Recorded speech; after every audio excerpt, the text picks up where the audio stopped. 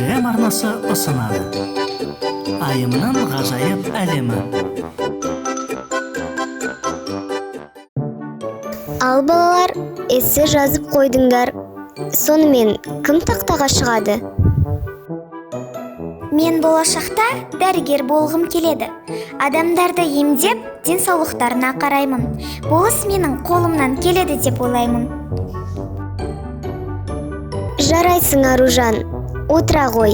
Енді Ержан. Болашақта мен IT саласында жұмыс жасаймын. Көптеген қосымшаларды отанымыз үшін жасап қоямын. Керемет, Ержан. Жарайсың. Отыра ғой.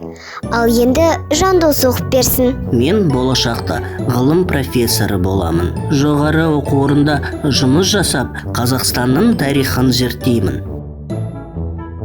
Бірақ оның алдында сіз сияқты Айжан әпке мұғалім болғым келіп тұр. Жарайсың, Жандос. Отыра ғой. Ал енді Айымды тыңдайық. Апай, мен өскен кезде Америкада жұмыс істейтін болам. Менің өзімнің жеке офисім болады. Және мен өз фирмамды ашатын болам. Жарайсың, Айым. Отыра ғой. Ал енді біздің сабағымыз бітті. Сау болыңдар, балалар. Ал қызым, сабақтарын қалай өтті? Ата, біз бүгін менің болашағым тақырыбында эссе жаздық. Эссемде Америкада жұмыс істейтінімді айттым. Жарайды. Заттарыңды ала ғой.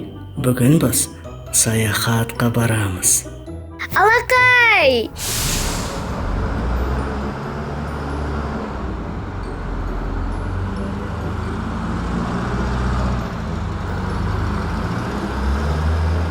Айым, сен не көріп тұрсың? Мен жасыл жайлау, жылқыларды, аспанмен таласқан тауларды, сарқырап ағып жатқан өзендерді көріп тұрмын.